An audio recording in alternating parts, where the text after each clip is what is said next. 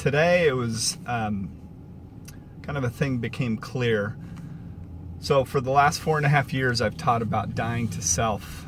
And man, just God made it clear to me today that it's like the cart being before the horse.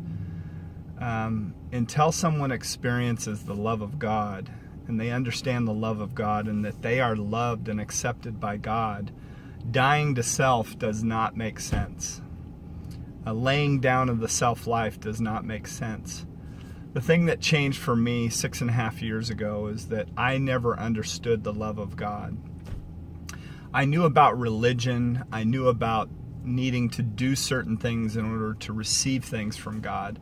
But I never, ever experienced the love of God. So what I did in my life is I went down all these different avenues searching for love and acceptance in all these different things, in pleasure, in pornography, in alcohol, drug addiction, women, all these different things, searching for that love and acceptance. But when I came in contact with the love of God and knew that I was loved and accepted by God, for it is by grace that I've been saved through faith.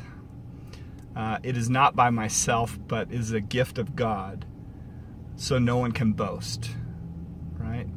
For we are God's masterpiece, made anew in Christ Jesus, so that we may do the many good things He planned for us long ago. At the root of that is the love of God coming to us and us experiencing the grace of God in our life. And religion is telling us something different that we need to do in order to receive. That still makes it about us. But when we understand God's love, then we desire to lay down our self-life. But until then, we're always searching for that love and acceptance out there. But when we know at our heart has been overwhelmed by that love of God, it changes us. It's God that changes us. It's not us.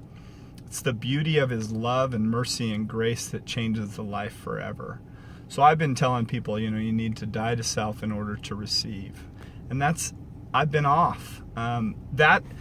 It's what happens, but it only happens when you understand the love of God in your life and you've experienced the grace of God. God's love is for us when we turn to Him. He's always there for us. I never knew that. People preached religion at me.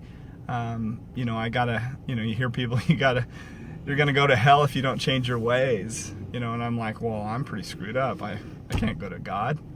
But the reality of it is He's always loving and He's always there for us. He's the father in the prodigal son story where He's just waiting for us to come home.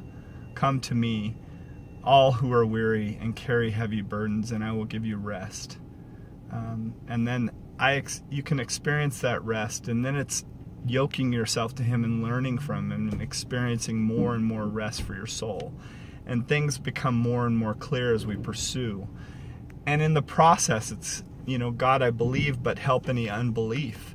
It's just that pursuit of God. And in that, then we lay down our self-life. It's saying, it's no longer I who live, but you who live in me.